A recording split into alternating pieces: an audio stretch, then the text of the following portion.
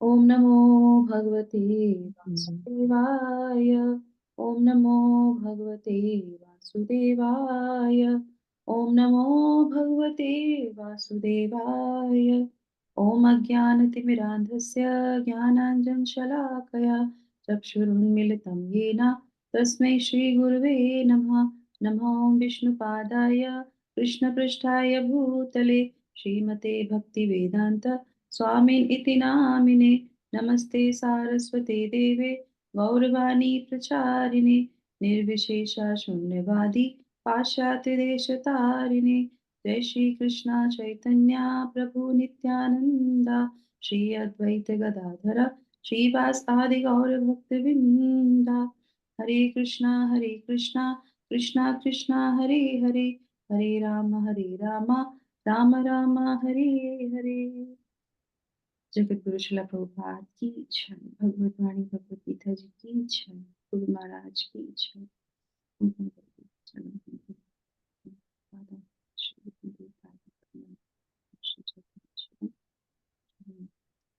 Hare Krishna. Thank you so much for joining morning मंगला आरती जपल सेशन। और इस सत्र में आने के लिए बहुत बहुत धन्यवाद, बहुत बहुत अभिनंदन आप सभी लोगों का। तो हम पढ़ने जा रहे हैं भगवद गीता जी के 10वें अध्याय का श्लोक संख्या 2, जिसमें कि हम लोगों ने कल एक्रोनिम सुना था।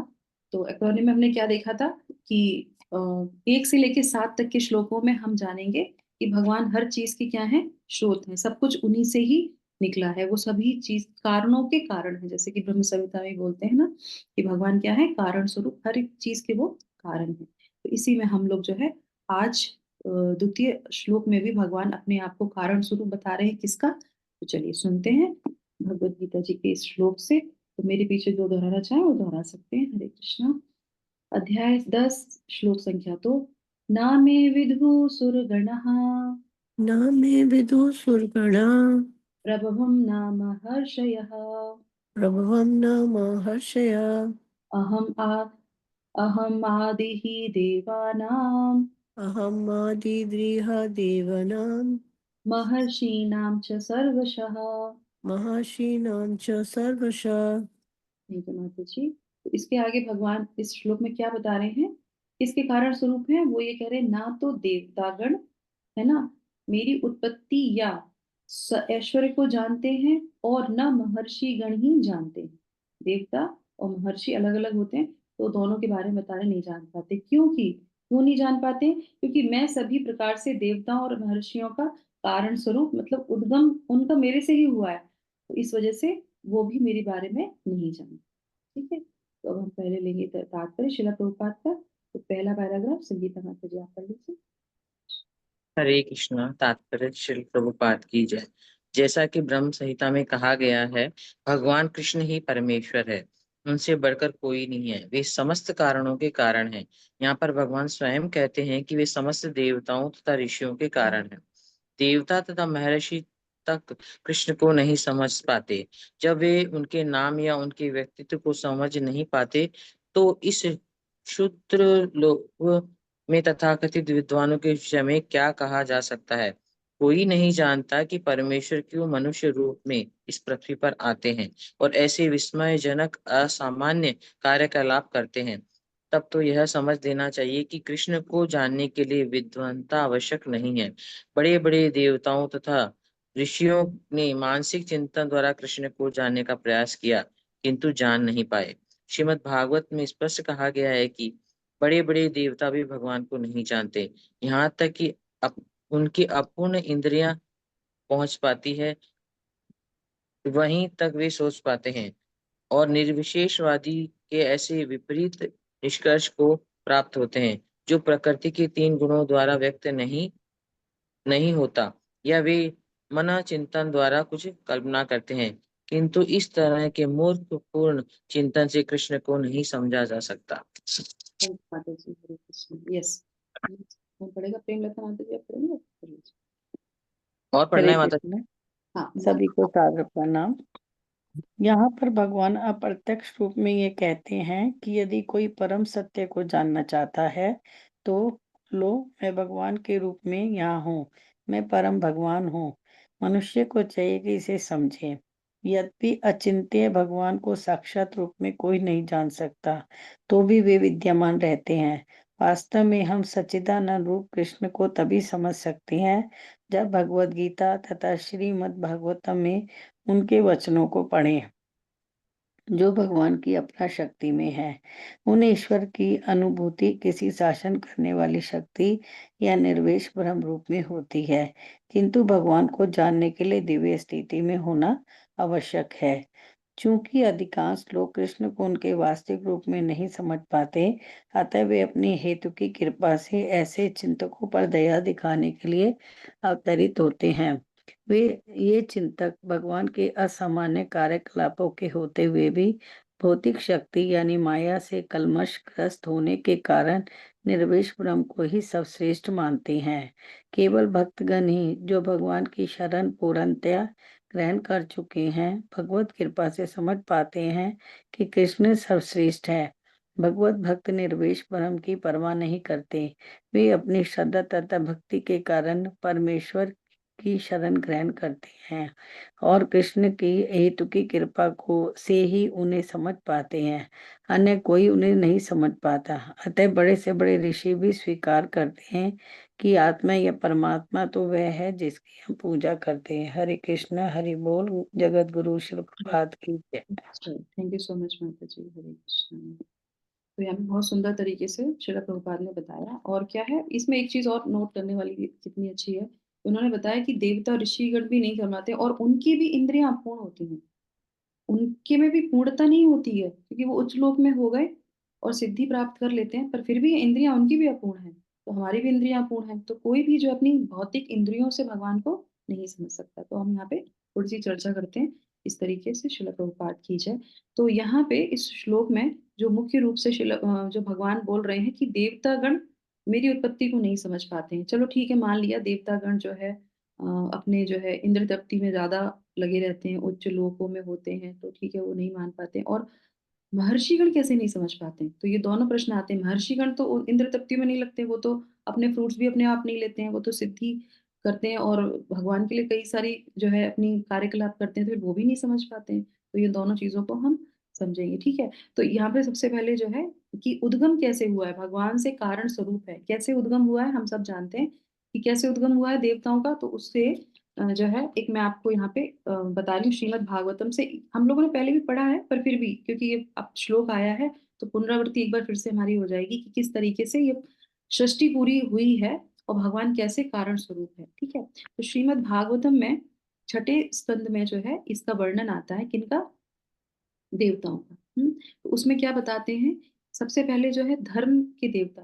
तो सबसे बड़ी चीज तो हमें पहले ही एक पॉइंट हमारे लिए बहुत अच्छा है जानने के लिए कि कोई भी हो सृष्टि में वो सब कुछ जो है एक अधिष्ठाता देवता होते हैं हर एक चीज को कार्य करने के लिए। हर एक चीज का, चाहे हम यज्ञ संपन्न करें, कोई भी चीज करें, आध्यात्म जो जगत है वहां पे सब कुछ चेतन रहता है ना। जो यहाँ पे जैसे हमें निर्जीव चीजें लगती है, वहां पे सब चीज चेतन ही रहती है। जैसे कि हम लोगों ने पास टाइम भगवान की सुनते हैं तो उसमें दूध भी जो है चेतन अवस्था में होता है, वो भी सोचता है, वो भी भगवान की सेवा करना चाहता है। जो फूल होता है वो भी भगवान की सेवा करना चाहता है, इस तरीके से। और आज हमारे श्रील प्रभुपाद भी शिक्षा में क्या बोल रहे थे कि हम लोग का क्या है, सबका स्वरूप है भगवान की सेवा करना। पर इस भौतिक जगत में इतना आवरण हमारे ऊपर आ जाता है कि हम ये भूल ही जाते हैं कि हम सिर्फ भगवान के लिए बने हैं, हमें भगवान की सेवा करनी चाहिए। और हम या तो अपनी इंद्रियों को तृप्त करते हैं या फिर किसी पशु योनि को तृप्त करते हैं, नहीं तो फिर हमें भगवान ने पूरा सेटअप बना के दे रखा है।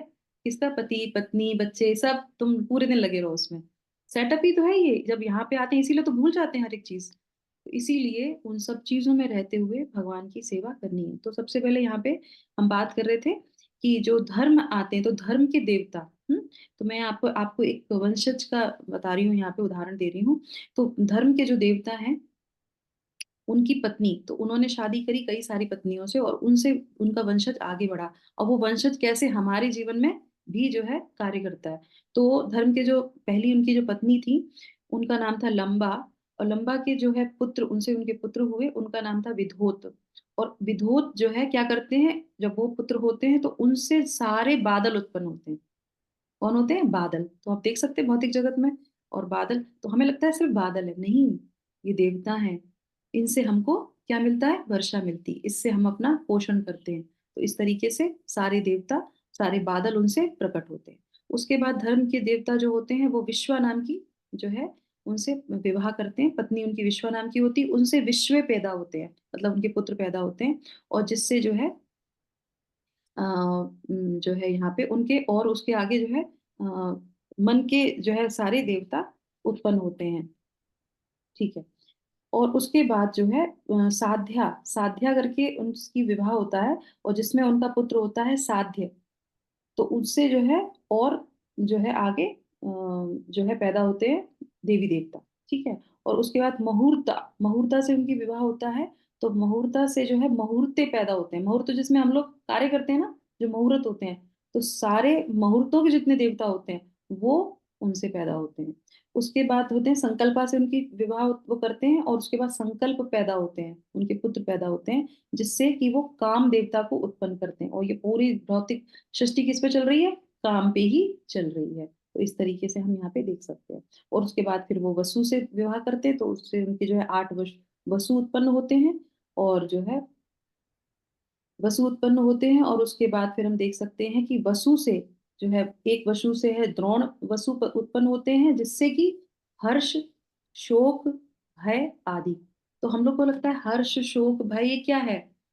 एक एक एक मतलब जो है फीलिंग है। करेक्ट, हम लोग यही तो सोचते हैं, पर नहीं, इनके भी देवता हैं, ये देवता ही हैं अपने आप में। और ये कैसे प्रकट हुए? और उसके बाद फिर जो है दूसरे 8 वसु में से फिर एक नामक नाम के जो है वसु उत्पन्न होते हैं, जो नगर की स्थापना करते हैं, वो नगर के जो है बन जाते हैं देवी देवता। और उसके बाद जो है वास्तु नाम के जो है वसु पैदा होते हैं, जिससे कि जो है विश्वकर्मा उत्पन्न होते हैं। विश्वकर्मा हम लोग पता ही है आप लोगों को कि किस तरीके से जो है वो उन्होंने जो है कई जो है भगवान की नगरी की स्थापना की, और विश्वकर्मा ने क्या किया? जगन्नाथ जी की चीज को बनाया है ना। तो इस तरीके से सारे देवी देवता हैं, जो हम सोचते हैं, विचार करते हैं, जिन क्षणों में हम कार्य करते हैं, जिन मुहूर्तों में हम कार्य करते हैं, वो सब के एक अधिष्ठाता देवता है।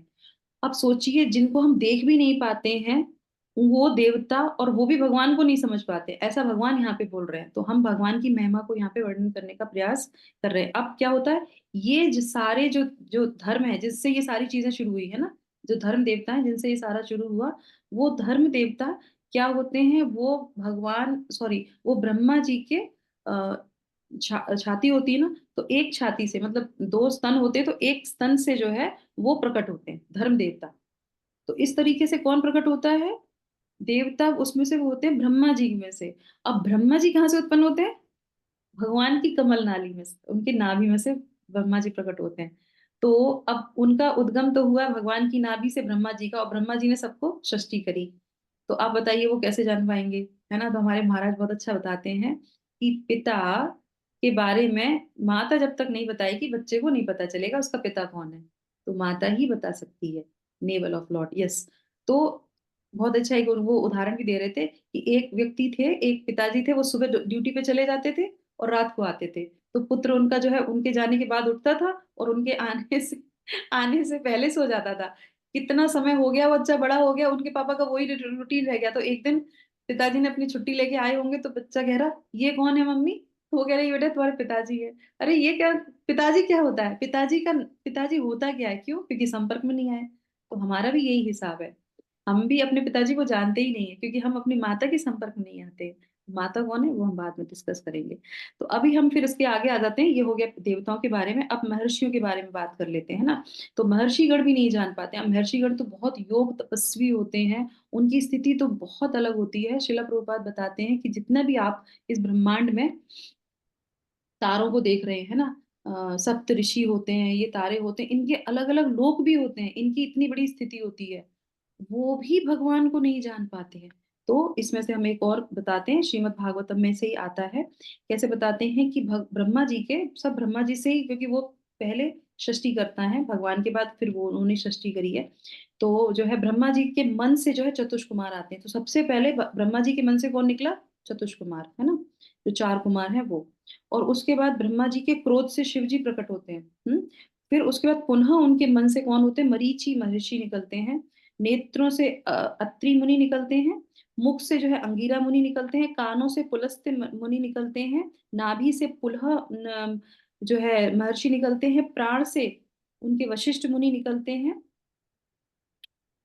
हाँ, और उसके बाद जो है और वो हाँ वशिष्ठ जी निकलते हैं, और उसके बाद जो है इसी तरीके से दक्ष प्रजापति जो है उनके अंगूठे से निकलते हैं। त्वचा से भृगु मुनि निकलते हैं, महर्षि निकलते हैं। हाथ से क्रतु निकलते हैं। अब मैंने इतने सारे लोगों को नाम बता दिया, अब आप मुझे बताइए कौन से महर्षि का नाम मैंने नहीं लिया, कौन से ऋषि का नाम मैंने नहीं लिया जो बहुत फेमस है। भारद्वाज, नहीं, एक और जो बहुत ही पराशर, दुर्वासा मुनि। दुर्वासा मुनि का भी नहीं लिया। हाँ, अच्छा, आप लोग को तो बहुत सारे नाम याद हैं। मैं सोच रही थी कि शायद आप उनका नाम बताएंगे जो बहुत फेमस हैं, जिनका हम लोग सारी लीलाओं में पास टाइम में वो रहते हैं हमेशा, जिन्होंने वेद व्यास, हाँ, नहीं, नारद जी। नारद जी भी जो है महर्षियों में ही आते हैं, है ना। तो नारद जी जो है वो कहाँ से निकलते हैं, वो जो है ब्रह्मा जी की गोद से उत्पन्न होते हैं। तो इस तरीके से, है ना। और तो अब दुर्वासा मुनि की बात करी, चलो दुर्वासा ऋषि की बात कर लेते हैं क्योंकि वो इतने फेमस है ना, तो अपने क्रोध के कारण। तो इस तरीके से हम देखते हैं कि ये सारे ब्रह्मा जी से निकलते हैं और ब्रह्मा जी भगवान से निकलते हैं। तो इस तरीके से पिता को तब तक कोई नहीं जान सकता जब तक पिता स्वयं न बताए या फिर उसकी माता उसको न बताए, क्योंकि उनकी उत्पत्ति उनके जिसके बाद आया है वो कैसे जानेगा। अब हमने अपने पिताजी के बारे में कैसे जाना, हम तो उनको पूरी तरीके से नहीं जान सकते जब तो माँ कह रही तुम्हारे पापा ऐसे हैं, उनकी आदत ऐसी। या फिर हमारे दादाजी, है ना, दादाजी को पूरा पता है कि तुम्हारे पापा छोटे पे ऐसे करते थे, उनकी आदत ऐसी थी। तो इस तरीके से जो है वो भी बता सकते हैं जिनकी उत्पत्ति जो है पहले हुई है। तो वो हमारी तो महर्षि, अब दुर्वासा मुनि की बात करी तो दुर्वासा मुनि की एक स्टोरी मैं आपको बताती हूँ। बहुत सुंदर स्टोरी है ये। वैसे मैं सोच रही थी कि ना बताऊं, पर नाम आ गया तो मैं बता देती हूँ।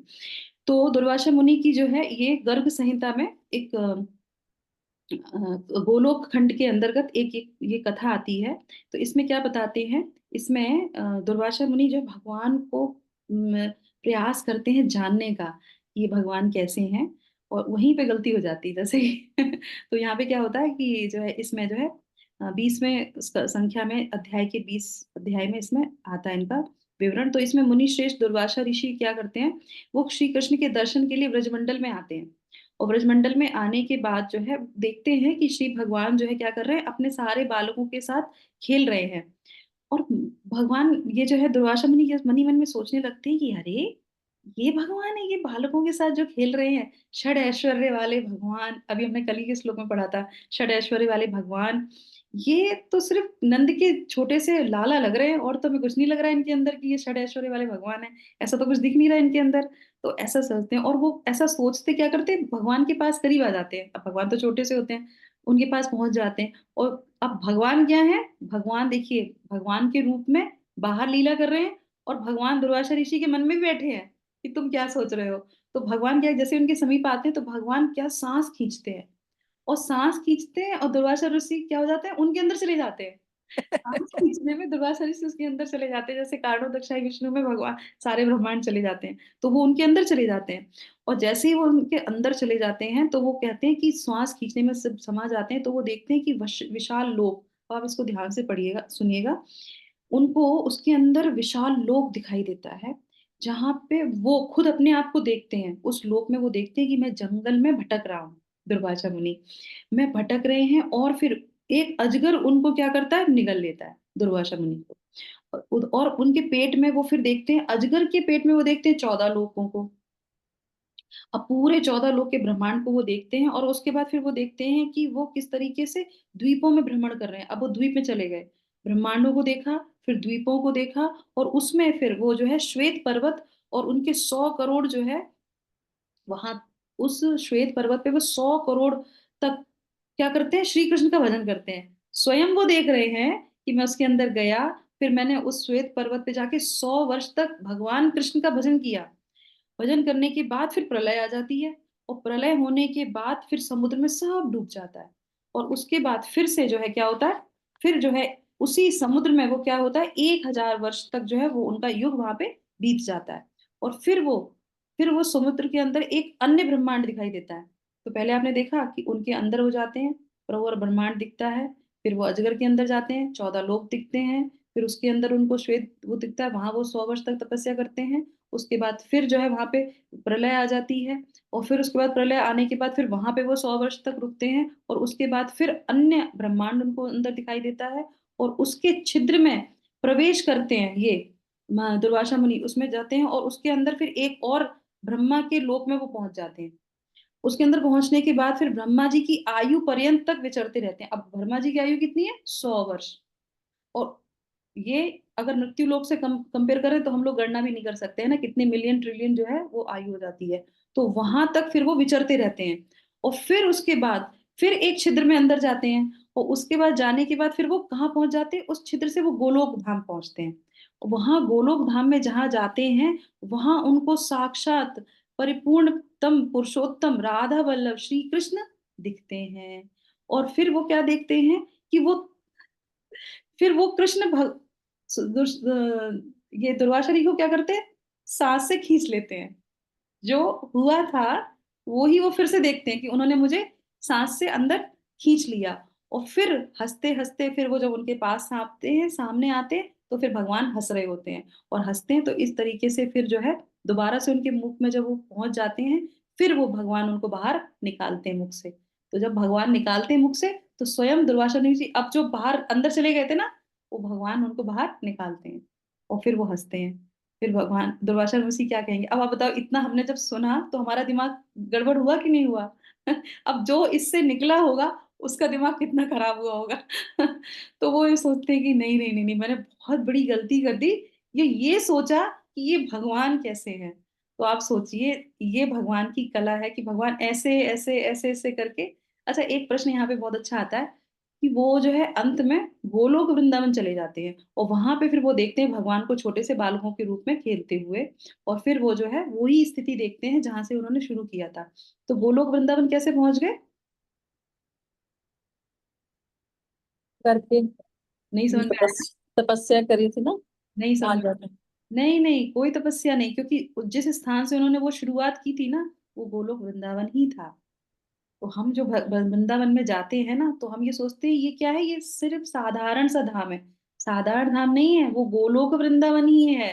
वो गोलोक वृंदावन, तभी भगवान ने कहा कि मैं स्वयं अपने जो है ओरिजिनल फॉर्म में, भगवान वृंदावन को कभी छोड़ के नहीं जाते। तो वो ओरिजिनल फॉर्म में अपने वृंदावन में रहते हैं, जो बालकों के साथ, क्योंकि वहां पे वो क्या है, ग्वाले ही हैं। वो ग्वाल वालों के साथ ही खेलते हैं। इसीलिए आपने कभी मंदिर में गए होंगे तो आप देखेंगे वहां पे राधा जो है, सॉरी, कृष्ण बलराम को। तो क्यों? वो कृष्ण बलराम की भूमि है।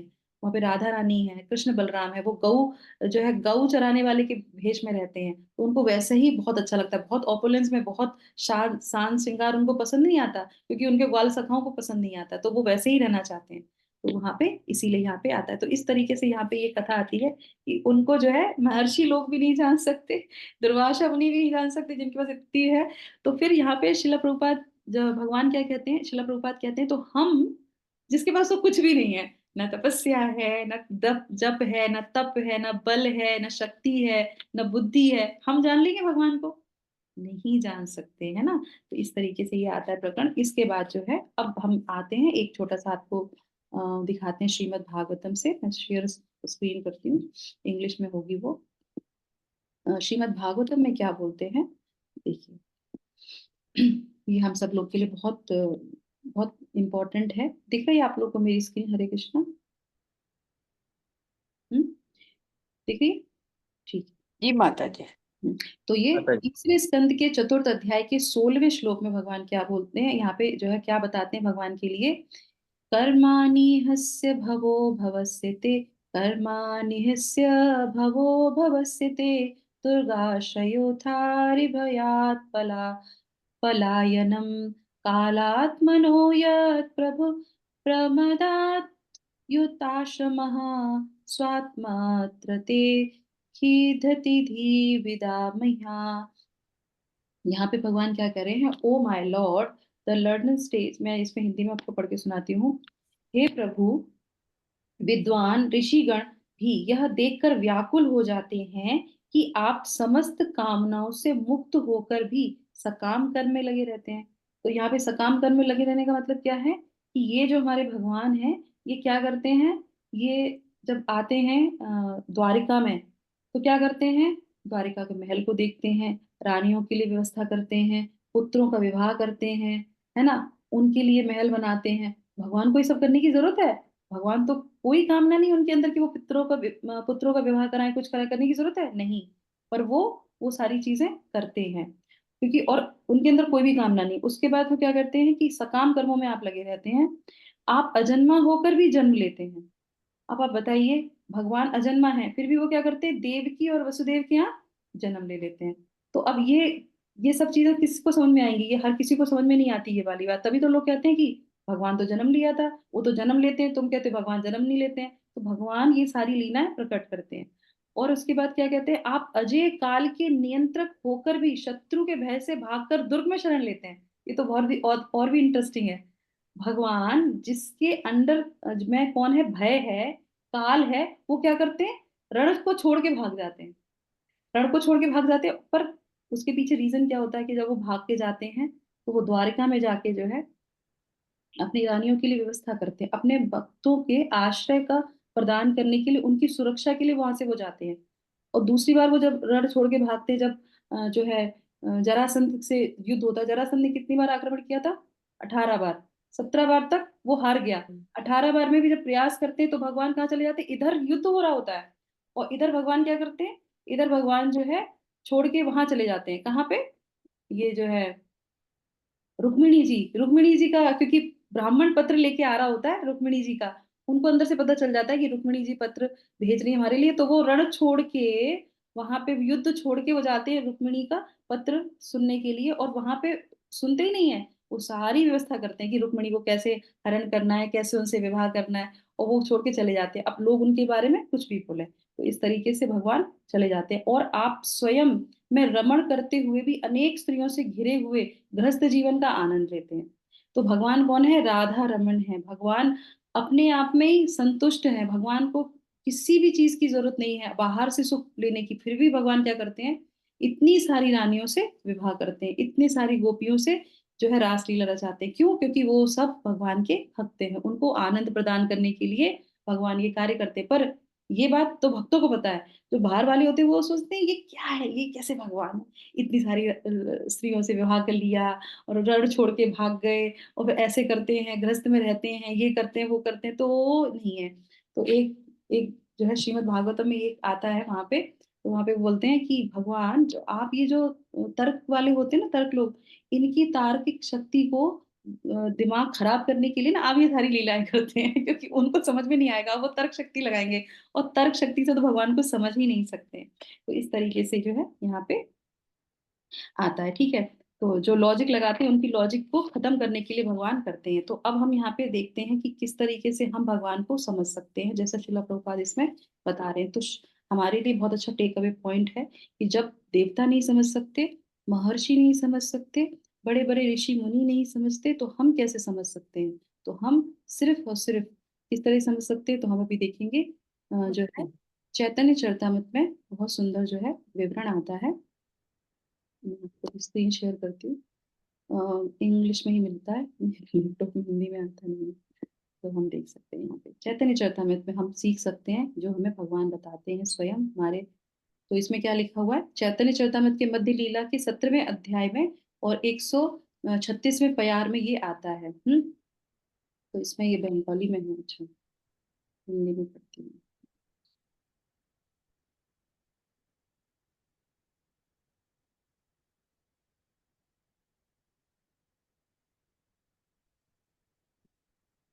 तो इसमें जो है, इसमें आता है, अतः श्री कृष्ण नामादि न भवेत ग्रह इंद्रिये सेवन मुखे ही जिह्वादो स्वयं एव स्फुरत् अदा।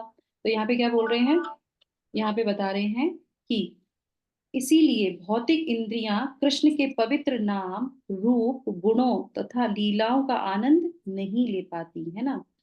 जब तक एक बद्ध जीव कृष्ण भावनामृत के प्रति जागृत होते हैं और अपनी जीव का उपयोग करके भगवान के पवित्र नाम का जप करता है और भगवान के बचे हुए भोजन का स्वाद लेता है, तो जीव शुद्ध हो जाती है और व्यक्ति धीरे धीरे समझ जाता है कि कृष्ण वास्तव में कौन है। तो हमारे लिए क्या शिक्षा है इसमें, ये जो है भक्ति रसामृत सिंधु से इसको पूरा इसका विवरण लिया गया है कि हमें क्या करना चाहिए। हमें क्या करना चाहिए, हमें जो है अथा श्री कृष्ण नाम आदि, तो हमें भगवान के नाम का जप करना चाहिए, जो कि हमारे जो है आचार्य ने हमें बताया, हमारे गुरु ने हमें बताया। जो है विश्वनाथ चक्रवर्ती भी ये बात बोलते हैं यहाँ पे कि भगवान यहाँ पे ये ही प्रदर्शित कर रहे हैं कि बिना भक्तों की कृपा के हमें कोई भी ज्ञान नहीं मिल सकता, और हम ये कभी नहीं समझ सकते कि भगवान आदि अनादिरादिर गोविंदा सर्व कारण कारणम, ये हम कभी भी नहीं जान सकते। तो हमें क्या करना चाहिए, हमें भगवान के नाम का बड़ी शुद्धता से जप करना चाहिए। भगवान का नाम ही अपने आप में पूर्ण है। और एक होता है कि भगवान ने हमें दो जो है चीजें दे रखी, जैसे कि मैंने अभी शुरू में बताया था आपको कि माँ, तो हमारी माँ कौन है, अब आप बताइए हमारी माँ कौन है। पिता तो हो गए हमारे भगवान, माँ कौन है। पृथ्वी। हम्म। पृथ्वी। ओके। तो यहाँ पे जो जिस कॉन्टेक्स्ट में हम लोग बात कर रहे हैं, हमारे शास्त्र हमारी माँ है, शास्त्र हमारी कौन है, माँ है, उसमें हमको सारा विवरण मिलता है। तो इसीलिए हमारे गुरु और भगवान क्या बोलते हैं कि शास्त्र पढ़ो, शास्त्र से आपको सारा ज्ञान मिल जाए। क्योंकि गुरु सबसे पहले क्या बोलते हैं, हरे कृष्ण महामंत्र लो, और दूसरा क्या बोलते हैं, शास्त्र पढ़ो। इन दो के संपर्क में हमें रहना चाहिए। और ये जो है ऐसे ही नहीं है, ये साक्षात भगवान का ही स्वरूप है। जब भगवान यहाँ से चले गए तो उन्होंने क्या भेजा, उन्होंने श्रीमद् भागवतम को दिया कि तुम इसके संपर्क में रहो, नहीं तो कलयुग में रहना मुश्किल हो जाएगा। तो इस तरीके से हमें नित्य रूप से, नियमित रूप से श्रीमद् भागवतम, भगवत गीता जी के संपर्क में रहना चाहिए, क्योंकि उन्हीं से हम ये जान सकते हैं कि भगवान कृष्ण कौन है। और देखिए, जो भगवत गीता परंपरागत तरीके से नहीं पढ़ते हैं, उनको कभी भी ये पता ही नहीं चल पाता कृष्ण कौन है। वो ही ऐसी बातें करते हैं कि भगवान कौन है, कौन है भगवान कृष्ण, कृष्ण ही भगवान क्यों है, क्योंकि वो संपर्क में नहीं आते अपनी माता के, तो पिता के बारे में कभी भी जान नहीं पाते। तो इसीलिए हमें इस चीज को ध्यान रखना चाहिए कि हम अपनी माता के संपर्क में आए और भगवान के नाम का शुद्धता से जप करें। क्योंकि जप खाली जप से भी नहीं होता, क्योंकि हम उतने भक्त नहीं हुए कि पूरे दिन भगवान का नाम ले सकें। तो इसीलिए भगवान का नाम और साथ साथ में थोड़ा सा ग्रंथ का अध्ययन, पठन और श्रवण अवश्य ही करना चाहिए। ठीक है, तो इसी के साथ जो हम यहाँ पे इसको विराम करते हैं। एक छोटा सा जो है, एक और मैंने जो मेन मेरी कथा थी वो मैंने रखी थी, पर दूसरी दुर्वासा ऋषि ने आज उस पर कैप्चर कर लिया। तो मैं यहाँ पे बता रही थी मार्कंडे मुनि। मार्कंडे मुनि के अंदर भी जो है ये भावना आती है कि भगवान की माया शक्ति को मैं जान लूं। अरे भगवान को ही नहीं समझ सकते, माया शक्ति तो और भी विचलित कर देंगे आपको। तो वो उनके मन में ये प्रयास आता है, और तो वो क्या करते हैं, वो जो है सोचते हैं भगवान को, तो भगवान भी इनको दिखा देते हैं। वो ध्यान में होते हैं और एकदम से जब ध्यान कर रहे होते हैं, ध्यान करते करते एकदम से बाढ़ आ जाती है, पूरा का पूरा जो है लोक पूरा पानी से भर जाता है, ऊपर नीचे सब जगह पानी पानी होता है। तो वो जब ये चीजों को जब देखते हैं तो वो विचलित हो जाते हैं। फिर वो करते करते तैरने का प्रयास करते करते उन्हें दूर से जो है क्या दिखता है, एक वट वृक्ष दिखता है। और फिर वो सोचते हैं चलो उस वट वृक्ष के पास पहुंच जाते हैं, वहां से हमारे प्राण बच जाएंगे। उनको जैसे हमने अभी दुर्वासा के बारे में, मुनि के बारे में सुना ना, ऐसे ही इसमें भी जो है उनको सब लोक वगैरह सब दिखाई देते हैं। अभी हम उस पर नहीं जाएंगे क्योंकि हमारा समय हो गया। तो ऐसे ही जब वो वट वृक्ष के पास जाते हैं वहां पे, तो वो क्या देखते हैं, वहां पे एक पत्ते पर है ना, वट वृक्ष का जो पत्ता होता है वहां पे जो है छोटे से लाला हमारे कृष्ण भगवान क्या होते हैं, लेटे होते हैं। और वो लेट के क्या कर रहे होते हैं, अपने पैरों को मुंह में, अपने अंगूठे को अपने मुंह में दिए होते हैं। तो हमारे शास्त्रों में बहुत सुंदर है ना, जो हम लोग स्तुति गाते हैं, तो कौन सी है, करारविंदे न पदारविंदम मुखारविन्दे विनिवेशयन्तं वटस्य पत्रस्य पुटे शयानं बालं मुकुन्दं मनसा स्मरामि। हे कृष्ण हे यादव हे सखेति गोविन्द दामोदर माधवेति गोविंद दामोदर माधवेति। तो इस तरीके से भगवान उनको वहां पे दर्शन देते हैं, तब उन्हें पता चलता है कि भगवान कृष्ण जहाँ पे कुछ भी नहीं बचता, वहां पे सिर्फ भगवान ही रहते हैं। क्यों, क्योंकि वो भगवान की शक्ति से ही सब कुछ निकलता है। तब फिर वो जो है वहां पे भगवान की स्तुति करते हैं। और फिर जब हम लोग देखते हैं, वो शिव जी के बहुत बड़े भक्त थे, मार्कंडेय मुनि। फिर उन्होंने बहुत सारे जो हम लोग जो श्लोक बोलते हैं शिव जी के लिए, त्र्यंबकम, वो कौन सा है, मैं तो अभी उतना मुझे याद भी नहीं आ रहा। तो वो वाला जो है श्लोक वो लिखते हैं और ये बहुत सुंदर कथा है। जब मैं ये पहले कोविड के समय में जब मैं भगवत गीता विस्तार से ऐसे पढ़ रही थी, तो यही अध्याय जब आता है, यही कथा दोबारा से जब आती है, तो मैं अपना रियलाइजेशन शेयर कर रही हूँ, तो मुझे वहाँ पे पता चलता है जहाँ पे मेरा घर है, उसी क्षेत्र में मार्कंडे मुनि का जो है आश्रम है और जिनकी वो सेवा करते थे शिव जी की, वो भी वहाँ पे है। यस। तो मुझे इतनी प्रसन्नता होती है कि जिस चीज को मैं पढ़ रही हूँ, भगवान उसको साक्षात दिखाने का प्रयास भी करते हैं। तो फिर हमने अरेंजमेंट करते हैं कि हम जाएंगे और दर्शन करके आएंगे। और आप यकीन नहीं मानेंगे, बिल्कुल सिचुएशन वैसी ही होती है जैसी मार्कंडे मुनि की होती। पूरे टाइम बारिश, पूरा बारिश होती है, सब घबरा रहे होते हैं कि वहां नहीं जाएंगे, जंगल है, पूरे में पानी है, कैसे पहुंचेंगे। पर मेरे मन में इतना डर होता है कि नहीं, जाएंगे ही जाएंगे। जब भगवान ने ये चीज बताई है, तो हम उनके दर्शन जरूर करके आएंगे, क्योंकि जिन्होंने भगवान के लिए प्रार्थना करी और जिन्होंने भगवान के दर्शन किए, तो हम उनके दर्शन के लिए जरूर जाएंगे। वो स्थान पे तो एटलीस्ट हम जरूर जाएंगे।